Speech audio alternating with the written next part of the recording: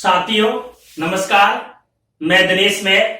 और जैसा साथियों हम राजस्थान की संपूर्ण एग्जामों को ध्यान में रखते हुए राजस्थान हिस्ट्री एवं कला संस्कृति के लगातार वीडियो अपलोड कर रहे हैं। राजस्थान की कला संस्कृति में अपना टॉपिक चल रहा था राजस्थान के प्रमुख लोक देवता, और लोक देवता हमने सबसे पहले अध्ययन किया था पंचतीरों का। उसके बाद राजस्थान में अन्य लोक देवता हुए, जैसे मल्लीनाथ है, चल्लीनाथ है, देवनारायण जी है, वीर तेजा जी है, वीर बिग्गा जी है, बाबा मामा देव है, गोमतेश्वर बाबा है या भूरिया बाबा है। इनका भी हम साथियों बारीकी से अध्ययन कर रहे हैं। और साथियों ध्यान रखना, मल्लीनाथ और वीर देवनारायण और तेजा जी का मैंने बारीकी से वीडियो अपलोड कर दिया है। अब साथियों आगे की कड़ी में आज हम जो अध्ययन करेंगे दो राजस्थान के प्रमुख अन्य लोक देवता। एक तो ध्यान रखना जाखड़ समाज का कुल लोक देवता वीर बिग्गा जी के बारे में बारीकी से अध्ययन करेंगे। एक ध्यान रखना बरसात के देवता बाबा मामा देव के बारे में बारीकी से अध्ययन करेंगे। अब ध्यान रखना साथियों यहां से कंपटीशन के एग्जाम में कितने क्वेश्चन पूछे गए, तो ध्यान रखना दो क्वेश्चन पूछे गए। एक क्वेश्चन ये पूछा गया कि एकमात्र ऐसा कौन सा लोक देवता है जिनकी तोरण की पूजा या तोरण की मूर्ति की पूजा होती है, तो बाबा मामा देव की ध्यान रखना कोई मूर्ति नहीं है, सिर्फ तोरण की मूर्ति की पूजा होती है। उसके बाद एक क्वेश्चन ये पूछा गया कि जाखड़ समाज का कुल लोक देवता कैसे मानते हैं, तो वीर बिग्गा जी को मानते हैं। अब साथियों हम इनके बारे में बारीकी से अध्ययन करेंगे। इनका जन्म कहां पर हुआ, इन्होंने किन से गांवों की रक्षा की थी। तो साथियों आज का हमारा टॉपिक रहेगा वीर बिग्गा जी और बाबा मामा देव के बारे में बारीकी से अध्ययन करेंगे। देखो वीर बिग्गा जी की बात करें साथियों, तो वीर बिग्गा जी से ध्यान रखना, वीर बिग्गा जी का सामान्य जन्म की बात करें तो इनका जन्म ध्यान रखना बीकानेर के रेड्डी गांव में ध्यान रखना हुआ है। और अगर सामान्य तिथि देखा जाए तो 1301 में हुआ है। अगर विक्रम संवत के अनुसार पूछा जाए तो ध्यान रखना 1358 में हुआ है। अब साथियों ध्यान रखना बीकानेर आपको देखना है राजस्थान के मानचित्र में कहां है, तो राजस्थान के मानचित्र में बीकानेर देखते हैं तो यहाँ पर साथियों श्री गंगानगर है और यहाँ पर बीकानेर है। अब देखो श्री गंगानगर से जस्ट नीचे बीकानेर, और बीकानेर का छोटा सा गांव था जिसका नाम था रेड्डी गांव। और रेड्डी गांव में किस लोक देवता का जन्म हुआ है, वीर बिग्गा जी। वीर बिग्गा जी को कौन से लोक देवता, कौन से समाज का कुल देवता मानते हैं, जाखड़ समाज का कुल देवता मानते हैं। उसके बाद साथियों हम आगे देखा जाए तो इनका गोत्र पूछा जाता है। अगर गोत्र पूछा जाए तो पुरुवंशी में इनका गोत्र, अगर पूछा जाए कि वीर बिग्गा जी का जन्म कौन से गोत्र में हुआ, तो पुरुवंशी गोत्र में इनका जन्म हुआ है। उसके बाद इनके पिता का नाम राम मोहन था, लेकिन ध्यान रखना साथियों कहीं किताबों में महेंद्र भी देखने को मिलता है। उसके बाद इनकी माता का नाम ध्यान रखना सुल्तानी था। इनकी माता का नाम क्या था, सुल्तानी। पिता का नाम क्या था, राममोहन। सामान्य जन्म कब हुआ है, 1301 में। कौन से गांव में हुआ है, रेड्डी गांव में। रेड्डी गांव कहां पर है, बीकानेर में। कौन से गोत्र, पुरुवंशी गोत्र में इनका जन्म हुआ है। उसके बाद साथियों अगर देखा जाए कि वीर बिग्गा जी के बारे में ये देखा जाए कि ये गांव के देवता भी माने जाते हैं, जाखड़ समाज के कुल लोक देवता भी माने गए हैं। तो साथियों 1393 के आसपास बीकानेर के राठ मुसलमानों से इन्होंने गांव की रक्षा की थी। राठ और जोहड़ी नामक मुसलमानों से इन्होंने गांव की रक्षा की थी। और ऐसा माना जाता है इन्होंने गाय छुड़ाते, जैसे राठों बीकानेर के राठ और जायडी मुसलमानों से इन्होंने गांव की रक्षा की, उसी समय इन्होंने प्राण त्याग दिए थे। तो ऐसा माना जाता है कि जब ये गांव को बचा रहे थे लेकिन एक बछड़ा रह गया था, उसको छुड़ाने के लिए गए थे और एक राठी मुसलमान ने इनके ऊपर तलवार से वार कर दिया गया था और ये वहीं वीरगति प्राप्त हो गए थे। ऐसा माना जाता है साथियों वीर बिग्गा जी की तलवार भी युद्ध में लड़ी थी। उसके बाद ध्यान रखना इनकी घोड़ी इनके सिर को लेकर घर आई थी, लेकिन इनकी माता ने सिर लेने से इनकार कर दिया है, क्योंकि घोड़ी से कहा कि आप अपने मालिक की सुरक्षा नहीं कर पाई। उसके बाद ऐसा माना जाता है कि इनका जब धड़ गिरा था तो वो जमीन में हो गया। वहां से आपको पता है एक मूर्ति स्थापित हो गई थी, लेकिन वहां सोने की मूर्ति स्थापित हो गई। उसके बाद ये राठ है मुसलमान इनको यहाँ सोना लेने आए तो फिर वो जमीन में विलुप्त हो गई थी। उसके बाद साथियों ध्यान रखना ऐसा माना जाता है कि 14 अक्टूबर को बीकानेर के डूंगरपुर तहसील के बिग्गा नामक में यहाँ पर एक विशाल मेला लगता है। तो साथियों वीर बिग्गा जी के बारे में ये सामान्य जानकारी थी। वीर बिग्गा जी का जन्म कहाँ हुआ, जाखड़ समाज के कुल देवता माने गए। कौन से संवत में जन्म हुआ है, इनके पिताजी का नाम क्या था, गांव के रक्षक माने जाते हैं। ये ध्यान रखना गांव को रक्षक माने जाते हैं। उसके बाद 14 अक्टूबर को ध्यान रखना बीकानेर के डूंगरपुर तहसील के वीर बिग्गा में इनका गांव में एक मेला लगता है। उस प्रकार से साथियों हमने आज जो सामान्य जानकारी ली थी वीर बिग्गा जी की। उसके बाद चलते हैं साथियों बाबा मामा देव। अब बाबा मामा देव की बात करें तो साथियों राजस्थान के मानचित्र में चलते हैं तो यहाँ पर सीकर है। यहाँ पर क्या साथियों, सीकर झुंझुनू शेखावटी क्षेत्र में एक बरसात का लोक देवता हुआ करता था, उसे बाबा मामादेव के नाम से जाना जाता था। अब साथियों ध्यान रखना, बाबा मामादेव का ध्यान रखना, कोई मूर्ति नहीं है, सिर्फ न तो मिट्टी की मूर्ति है न कोई पत्थर की मूर्ति है, सिर्फ इनके काष्ठ का एक तोरण बना होता है जो गांव के बाहर स्थापित कर दिया जाता है।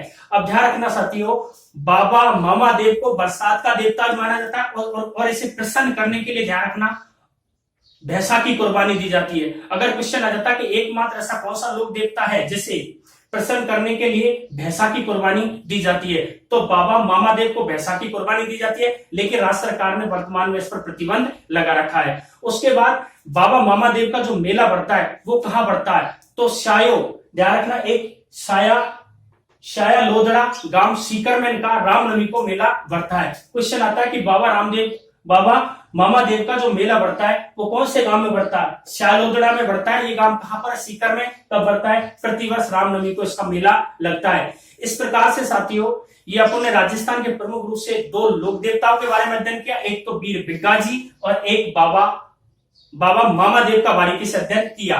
अब साथियों इसी में देखा जाए तो साथियों हम कुछ शब्दावलियों को देखते हैं। जैसे देखो, एक तो है डूंगजी जवार जी, एक त्याग प्रथा, एक चंडोत्रा, मोताना, आलमजी का धौरा, उसके बाद ध्यान रखना कुकड़ी रस्म और शहरी जनजाति का आराध्य वीर तेजा जी को मानते हैं। साथियों कुछ शब्दों की चर्चा की जाए, जैसे कुकड़ी रस्म क्या है। अब ध्यान रखना साथियों, कुकड़ी रस्म ध्यान रखना सासी जनजाति में देखने को मिलती है। कुकड़ी रस्म कौन सी जनजाति में देखने को मिलती है, सासी जनजाति में देखने को मिलती है। सासी जनजाति मुख्यतः भरतपुर में पाई जाती है, कुछ मात्रा में झुंझुनू में भी देखने को मिलती है। सासी जनजाति की प्रमुख रूप से दो उपजाति है, बीजा और माला। अब साथियों बात करते हैं हम कुकड़ी रस्म क्या है। तो कुकड़ी रस्म ध्यान रखना ये सासी जनजाति में पाई जाती है। और ध्यान रखना, जब अविवाहित स्त्री को अपने चरित्र की परीक्षा देनी होती है, ध्यान रखना अविवाहित स्त्री को अपने चरित्र की विवाह से पहले अपने चरित्र की परीक्षा देनी पड़ती है। अब साथियों जैसे उनकी रिवाज होती है उस हिसाब से वो परीक्षा लेते हैं। जब चरित्र की परीक्षा देनी होती है उसे क्या बोलते हैं, कुकड़ी रस्म। दोबारा से साथियों बता रहा हूं, कुकड़ी रस्म सासी जनजाति में देखने को मिलती है। विवाह से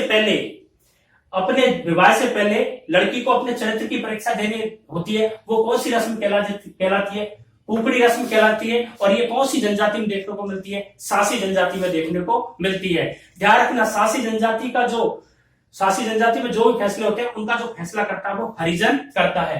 उसके बाद एक साथियों शहरिया जनजाति, मैं जब आपको वीर तेजा जी पढ़ा रहा था साथियों, तो ध्यान रखना वीर तेजा जी को एकमात्र ऐसी कौन सी जनजाति जो आराध्य देव के रूप में पूछती है, तो शहरिया जनजाति। ध्यान रखना ये 12 के साहिबाद और किशनगंज में पाई जाती है। शहरिया जनजाति ध्यान रखना एकमात्र ऐसी जनजाति है जिसे आदिम जनजाति का दर्जा भी दिया गया है। तो आपको ध्यान रखना है कि एकमात्र ऐसी कौन सी जनजाति है जो वीर तेजा जी को आराध्य देव के रूप में मानती है, तो शहरिया जनजाति। ध्यान रखना साथियों, मैंने आपको एक बात बताया था, पाबूजी राठौड़ पढ़ा रहा था, तो आपको पता है पाबूजी राठौड़ को रायका भी पूछते हैं, भील भी पूछते हैं, ये ध्यान रखना। उसके बाद साथियों हम देखते हैं आलमजी का धौरा। आलमजी का धौरा ध्यान रखना, ये ध्यान रखना बाड़मेर के धौरीमन्ना गांव में बना हुआ है। यहाँ पर आलमजी का धौरा बाड़मेर के धौरीमन्ना गांव बना हुआ है। ये जैतमल राठौड़ के उसकी याद में बना हुआ है। उसके बाद साथियों मोताना प्रथा क्या है। मोताना प्रथा के बारे में साथियों आपने कभी अखबारों में खूब पढ़ा होगा, आदिवासी क्षेत्रों में। अब ध्यान रखना 21 जून 1576 में आपको पता हल्दी घाटी का युद्ध हुआ था, अकबर और महाराणा प्रताप के बीच में हुआ। हालांकि अकबर का सेनापति मानसिंह था, लेकिन मानसिंह और महाराणा प्रताप के बीच में हुआ। अब ध्यान रखना उसमें एक सेनापति था महाराणा प्रताप का पुंजा नामक भील, और भील या आदिवासी क्षेत्रों में यह प्रथा देखने को मिलती है, कौन सी, मोताना प्रथा। अब क्वेश्चन पुट अप होता है कि मोताना प्रथा है क्या। कहने का तात्पर्य यह है कि मोताना प्रथा एक ऐसी प्रथा है आदिवासी क्षेत्र डूंगरपुर, बांसवाड़ा, उदयपुर, कहने का तात्पर्य उदयपुर संभाग में एक प्रथा पाई जाती है, मोताना प्रथा। मोताना प्रथा वो प्रथा है साथियों मृत्यु के बदले लिए जाने वाला मुआवजा। अब आप कहोगे साहब कैसे, जैसे साथियों कोई व्यक्ति, अगर किसी व्यक्ति से एक्सीडेंट हो जाता है, किसी व्यक्ति की मृत्यु हो जाती है, तो जिससे एक्सीडेंट हुआ है उससे उस व्यक्ति की जो डेथ हुई है उससे जो व्यक्ति की मृत्यु हुई है उसका जो मुआवजा वो कौन देगा, जिसकी मोटरसाइकिल से एक्सीडेंट हुआ है। तो कह सकते हैं मृत्यु के बदले लिए जाने वाला मुआवजा क्या कहलाता है, मोताना कहलाता है। उदयपुर या आदिवासी क्षेत्रों में देखने को मिलता है। अब साथियों चंडोत्रा क्या है, तो चंडोत्रा वो होता है साथियों जिसके द्वारा दंड भरा जाता है, जिसके द्वारा दंड भरा जाता है। जैसे मेरे से कोई एक्सीडेंट हुआ है तो अगर मैं जैसे मौताना तो किसको दूंगा, जो मेरे से जो एक्सीडेंट हुआ है, जैसे किसी व्हील का हुआ है मेरे से, जैसे मैं मोटरसाइकिल से जा रहा हूं और मेरे से कोई व्हील टकरा जाता है और उसकी डेथ हो जाती है, अब मैं उसका साथियों वो मेरे से मौताना मांगेगा, मैं मौताना दूंगा तो मैं क्या कहलाऊंगा, चंडोत्रा। और ध्यान रखना मृत्यु के बदले दिए जाने वाला मुआवजा क्या कहलाता है, मौताना कहलाता है। ये साथियों प्रारंभ में एक ऐसी प्रथा थी, सामान्यतः एक समझौता माना जाता था, लेकिन वर्तमान में इसने विकराल रूप धारण कर लिया है। आज आपको पता है जो मौताना किसी व्यक्ति की मृत्यु हो जाती है 5 लाख 10 लाख 15 लाख मौताना लिया जाता है। उसके बाद साथियों हम आगे बढ़ते हैं तो डूंगजी जवारजी आपको पता है सीकर जिले के राजपूत कछवाए वंश थे। ये ध्यान रखना अमीरों को लूटते थे और गरीबों को पुष्कर में जाकर बांट देते थे। ऐसा माना जाता है कि डूंगजी को आगरा की जेल में रखा गया था और जोधपुर के तख्त सिंह ने इसको शरण दी थी और बीकानेर के रतन सिंह ने भी जवार सिंह को शरण दी थी। हालांकि मैं डूंगजी जवारजी का एक अलग से वीडियो बनाऊंगा। डूंगजी जवारजी सीकर जिले के थे और ये ध्यान रखना धनवानों को लूटते थे और अपना सारा धन कहां बांट देते थे, पुष्कर में जाके। ध्यान रखना डूंगजी को आगरा की कैद में भी रखा था, इनके साले ने इनको पकड़ाया था। उसके बाद त्याग प्रथा, साथियों त्याग प्रथा भी आपको देखने को मिलती है। त्याग प्रथा आपको पता है ज्यादातर देखा जाए तो क्षत्रिय समाज में देखने को मिलती है, लेकिन एक त्याग प्रथा और है जो ध्यान रखना मारवाड़ रियासत में देखने को मिलती थी। जब किसी लड़की का विवाह होता था तो चारण भाट ढोली आ जाते थे और लड़की के पिता से मुंह मांगी दान दक्षिणा मानते थे। तो इस प्रथा का भी क्या हुआ साथियों, विरोध। अगर देखा जाए कि त्याग प्रथा पाई जाती है क्षत्रिय समाज में पाई जाती है, वो वीरता के लिए। और त्याग प्रथा जोधपुर रियासत या मारवाड़ रियासत में देखने को मिलती थी। जैसे जब कोई लड़की का विवाह होता था राजपूतों में तो ध्यान रखना ये भाट चारण ढोली आ जाते थे और लड़की के पिता से मुंहमांगी दान मांगते थे, जिससे उनको बहुत ज्यादा नुकसान होता था। इस प्रकार से साथियों हमने देखे थे और बाबा मामादेव के बारे में बता दिया है। अब एक बार रिकॉल कर लेते, वीर भिक्काजी हो चुका है, ये मैंने आपको पूरा बता दिया है। उसके बाद मिट्टी की मूर्ति या पत्थर न्योकर से यहाँ पर क्या बना होता है, एक तोरण। ये क्वेश्चन आ सकता है, ध्यान रखना तोरण, ये तोरण बाबा मामादेव का प्रसिद्ध माना गया है। इस प्रकार से इसका मेला कहाँ लगता है, प्रतिवर्ष सीकर के सालोजड़ा गांव में लगता है। कुकड़ी रस्म हो चुकी है साथियों। आलम जी का धौरी मन्ना बाड़मेर में हो चुका है। मौताना क्या है ये बता चुका, चंडोत्रा क्या है इसके बारे में बता चुका हूं। उसके बाद रेडी गांव हो चुका है, त्याग प्रथा, डूंगजी और जवारजी। इसी प्रकार से साथियों हम नेक्स्ट वीडियो लेके मिलेंगे। और साथियों आज के लिए इतना ही। जय शिक्षा।